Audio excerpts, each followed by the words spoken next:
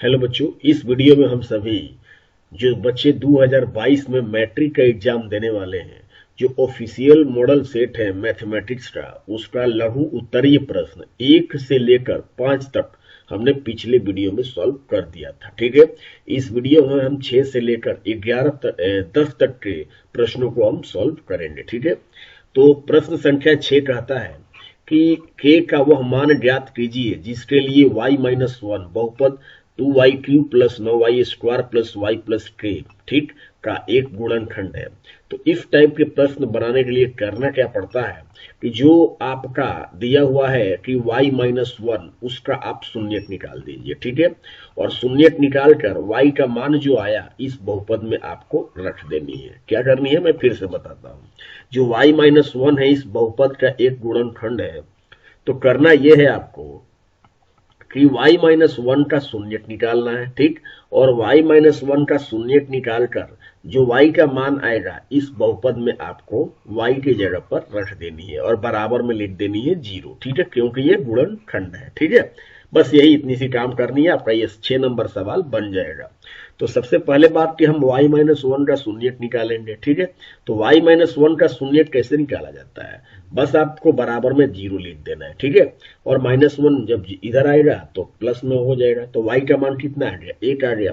फिर आपको इस बहुपद में y की जगह पर 1 लिख के बराबर में 0 लिख देनी है। ठीक है, चलिए, तो 2y³ plus 9y² plus y plus k, तो y की जगह पर क्या रखेंगे, 1 रखेंगे। चलिए, 2 के 2 गुने y की जगह पर 1 और पावर क्या है 3, तो आप पावर 3 दे दीजिए, प्लस के प्लस 9y², तो 9 गुने y की जगह पर 1 का पावर 2 प्लस y की जगह पर 1 फिर प्लस के बराबर में 0। ठीक है, चलिए, 1 का पावर 3 का मान 1 होता है और 1 में 2 से गुना हुआ 2 हो गया, प्लस के प्लस 1 का पावर 2 का मान 1 में 9 से गुना हुआ 9 हो गया, प्लस 1 प्लस के बराबर में 0।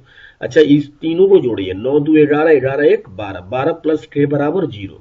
ठीक है, तो इस तरह से के बराबर कितना आ जाएगा, माइनस में 12, प्लस 12 उधर चला जाएगा तो माइनस में 12 हो जाएगा। तो इस तरह से आपका प्रश्न संख्या 6 पूरा होता है। ठीक है, तो आप इसे देख लेंगे और इसे आप अपने स्वयं अपने कॉपी पर बनाइएगा तो बड़ा अच्छा रहेगा। ठीक है, अब हम चलते हैं प्रश्न संख्या 7 की ओर। देखें, 7 नंबर कहता है कि x माइनस वाई बराबर 3। ठीक है, और x बटा 3 प्लस वाई बटा 2 बराबर में 6। तो जो x माइनस वाई बराबर 3 है उसको हमने ले लिया समीकरण पहला। देखिए, मैथमेटिक्स है, इसे आप अपने तरीके से सॉल्व करिए, बस मेरा कॉन्सेप्ट देख लीजिए मैंने कैसे बनाया है इसे, और आप अपने तरीके से सॉल्व करिएगा। देखिए, दिया है कि x बटा में 3 प्लस वाई बटा में 2 बराबर में 6। आप 3 2 का लसा निकाल दीजिए, 6 आ गया। 3 के पढ़ा में 6 कितनी बार में, 2 बार में, तो 2x हो गया यहाँ पर। ठीक है, फिर 2 के पढ़ा में 6 कितनी बार में, 3 बार में, 3y हो गया, बराबर में क्या हो गया 6। फिर भागा में 6 इधर चला जाएगा तो गुना में 6, 6 का 36, यानी 2x प्लस 3y बराबर कितना हो गया, 36 हो गया। तो ये हो गया समीकरण पहला और ये हो गया समीकरण दूसरा। अब आप इन दोनों को विलोपन विधि से सॉल्व करेंगे तो हमने क्या किया कि समीकरण पहला में 3 से गुणा कर दीजिए। ठीक है, समीकरण पहला में 3 से गुणा कर दिया और प्लस कर दिया समीकरण दूसरा गुणे 1। ऐसा क्यों किया गया, देखिए, जब आप इसे दोनों समीकरणों को सॉल्व करते हैं तो या तो x का मान बराबर होना चाहिए दोनों में, या तो y का मान, तो हमने y का मान बराबर करने की कोशिश किया है। ठीक है, तो चलिए, पहला में 3 से इसमें गुणा करिए, तो 3 में x से गुणा हुआ 3x, 3 में y से गुणा हुआ 3y, 3 में 3 से गुणा हुआ 9। ठीक है, ये हो गया। और नीचे वाला ऐसे ही लिखिए, 2x प्लस 3y बराबर में 36। अब देखिए यहाँ पर हुआ क्या है, प्लस हुआ है, तो प्लस में कभी चिन्ह नहीं बदलता है, तो क्या हो जाएगा, ये 3y माइनस में और ये 3y प्लस में, तो ये दोनों कट जाएगा। ठीक है, अब देखिए यहाँ पर सोचिए जरा 5x कैसे आ गया, जरा सोचिए, जरा स्वयं सोचेंगे तो अच्छा रहेगा कि यहाँ पर 5x कैसे आ गया। तो देखिए, 3x और 2x कितना हुआ, 5x हो गया। और यहाँ पर सोचिए 45 यहां से आ गया, तो 36 और 9 कितना हो गया, 45 हो गया। तो 5x बराबर कितना आ गया, 45 हो गया। तो x बराबर कितना हो गया, 45 बटा में 5, 5 गुणा में इधर आ गया, भाग में हो गया, तो 5 9 45। अब जो x का मान 9 आया है, ये तो आप ले जाके या तो पहला में रख दीजिए या तो दूसरा में रख दीजिए। हमने किस में रखा है, पहला में रखा है, आप ले जाके दूसरा में रख दीजिए। तो हमने पहला में रखा है, तो पहला समीकरण क्या था, x माइनस वाई बराबर 3 था, तो आप यहाँ x की जगह पर क्या रख देंगे, 9 माइनस में y बराबर 3। ठीक है, और ये 3 जो है इधर जाएगा तो माइनस में हो जाएगा, और ये माइनस में y इधर आएगा तो प्लस में हो जाएगा। तो इसका मतलब y बराबर कुल मिलाकर कितना आ गया, 6 आ गया। तो हम देखते हैं कि x बराबर 9 आ गया और y बराबर इतना आ गया 6 आ गया। तो इस तरह से आपका ये प्रश्न क्लियर होता है। अब हम चलते हैं प्रश्न संख्या 8 की ओर। देखिए प्रश्न संख्या 8 कहता है कि द्विघात समीकरण 16x स्क्वायर माइनस में 8x प्लस 1 बराबर 0 के मूलों की प्रकृति निकालिए। ठीक है, तो देखो वो मूलों की प्रकृति कैसे निकाली जाती है। मूलों की प्रकृति निकालने के लिए आपको डी निकालना पड़ता है, विवेचक जिसे हम बोलते हैं या जिसे विविधकर बोलते हैं। ठीक है, तो आप विवेचक निकालिए, डी का सूत्र होता है, इसे याद कर लीजिए आप, बी स्क्वायर माइनस 4ac होता है। ठीक है, अब ये बी स्क्वायर माइनस 4ac का क्या मतलब है, देखिए यहां पर जो द्विघात बहुपद लिखा हुआ है, समीकरण जो लिखा हुआ है, ठीक है, तो इसमें जो आपका एक्स स्क्वायर का जो गुणांक होता है वो a होता है और जो एक्स का गुणांक होता है वो b होता है। तो b का मान -8 हो जाएगा और बाकी जो बचा वो c होता है, यानी c बराबर 1 हो गया। ठीक है, तो d का सूत्र याद करिए कि बी स्क्वायर माइनस 4ac होता है और b का मान कितना है, माइनस में 8 है तो यहाँ पर -8 दे दीजिए, स्क्वायर है तो स्क्वायर दे दीजिए, फिर माइनस का माइनस। ठीक है, फिर 4 के 4, a का मान कितना है 16 है, 16 लिख दीजिए, c का मान कितना है 1 है, 1 लिख दीजिए। चलिए -8 का स्क्वायर कितना होता है 64 होता है। ठीक है, फिर माइनस के माइनस, 16 4 64, 64 है कम 64, यानी 64 में से 64 जाएगा कितना बचेगा 0 बचेगा। इस तरह से हम ये देखते हैं जब हमने डी निकाला, डी का सूत्र बी स्क्वायर माइनस 4ac, इसे जरूर याद रखें बच्चे। तो जब डी निकाला आपने बी स्क्वायर माइनस 4ac से, तो डी का मान 0 आ गया। ठीक है, तो डी का मान 0 जब आता है तो ये कुछ कहता है आपसे, क्या कहता है, ये इसका कहना ये होता है कि अगर d बराबर 0 आ जाए तो इसका मूल जो होता है वो वास्तविक होता है। ठीक है, और समान होता है, यानी जो भी मूल होगा वो वास्तविक होगा और समान होगा। ठीक है, तो इसे जरूर याद रखें। तो इस तरह से आप मूलों की प्रकृति बता दिए कि मूल जो होंगे वो वास्तविक होंगे और समान होंगे। ठीक है, तो ये प्रश्न संख्या 8 क्लियर होता है आपसे। अब हम चलते हैं प्रश्न संख्या 9 की तरफ। देखें 9 नंबर प्रश्न है कि टी के वह मान ज्ञात करें जिसके लिए द्विघात समीकरण 2y square plus T Y बराबर -3 के दोनों मूल क्या है बराबर है। मैं आपसे फिर से बोलता हूं, जब दोनों मूल बराबर होते हैं, सही बच्चे ध्यान दीजिएगा इस पर, कि दोनों मूल जब बराबर होते हैं तो d बराबर क्या होगा 0। ठीक, क्योंकि हमने पीछे ही बताया कि दोनों मूल अगर बराबर होंगे तो d का मान क्या होगा 0 होगा और d का सूत्र क्या होता है बी स्क्वायर माइनस 4ac। ठीक, बराबर में क्या होगा 0 हो गया। अच्छा, इसमें से देखिए जो आपका दिया हुआ है 2y square plus T Y बराबर -3, तो क्या हम -3 को उधर नहीं ले जा सकते हैं टी वाई की तरफ, तो ये प्लस में हो जाएगा। तो इसमें ये देखिए ये जो होता है वाई स्क्वायर का जो गुणांक होता है वो a होता है, जो y का गुणांक होता है वो b होता है और जो बाकी बचा वो c होता है। तो यहां पर हम b का मान देखते हैं, पता लगाते हैं तो t हो जाएगा, तो t स्क्वायर हो जाएगा, माइनस का माइनस, 4 के 4, a का मान कितना हो गया, a का मान 2 है तो 2 लिख दीजिए, c का मान कितना है, c का मान 3 है, 3 लिख दीजिए, बराबर में क्या है 0।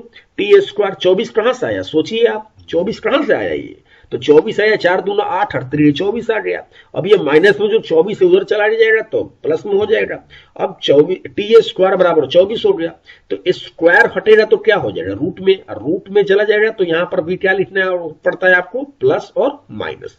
तो अब चलिए प्लस माइनस को प्लस माइनस ही छोड़ दीजिए और रूट 24 है तो आप इसकी जगह पर क्या लिख सकते हैं 2 रूट 6 लिख सकते हैं। ठीक है, क्योंकि 2 अंदर जाएगा तो 4 हो जाएगा और 4 6 कितना हो जाएगा 24 हो जाएगा, आ जाएगा पहले वाला 24 है ना। तो इस तरह से आपका ये प्रश्न संख्या 9 नंबर भी क्या होता है क्लियर होता है। अब हम चलते हैं प्रश्न संख्या 10 की तरफ।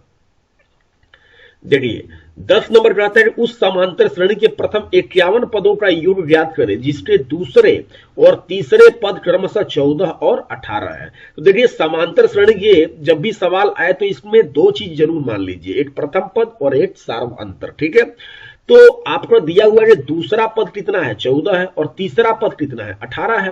तो दूसरा पद 14 दिया हुआ है और दूसरा पद का हमने सूत्र क्या बताया है a प्लस डी बराबर में क्या हुआ 14।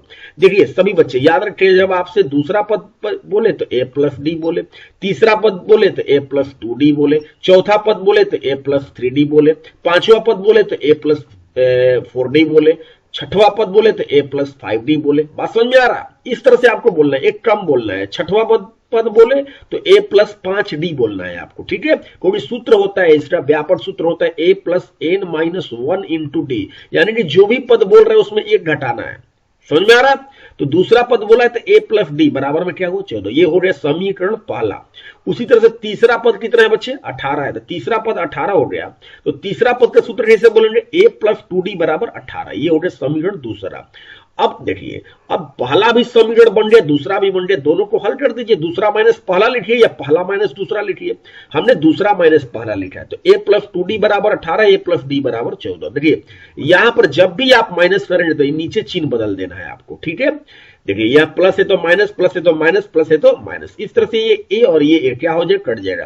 अब यहां पर सोचिए कि यहां पर d कैसे बचा, तो 2 डी में से 1 डी जाएगा तो 1 डी बचेगा, और 18 में से 14 घटेगा तो कितना बचेगा 4 बचेगा। तो d का मान 4 आ गया आपका, ठीक है। अब क्या करेंगे कि पहला में d का मान ले लेंगे या दूसरा में d का मान रख लेंगे, ये आपकी मर्जी है ना भाई, ये आप रखिए, आप जिसको जो जिस समीकरण में मन है उस समीकरण में रखिए आप। तो पहला में डी का मान हमने रख दिया, तो पहला समीकरण था a प्लस डी बराबर 14।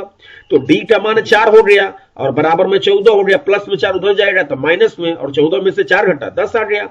तो a का मान भी आपको पता चल गया, डी का भी मान पता चल गया। और आपसे पूछा क्या है, 51 पदों का योग पूछा है। तो एस एन का सूत्र क्या होता है बताइए हमको। योग का सूत्र होता है, ये भी 1 नंबर में आता है, इसे जरूर याद रखें। तो एस एन बराबर होता है एन बट्टा में 2a plus n minus 1 into D.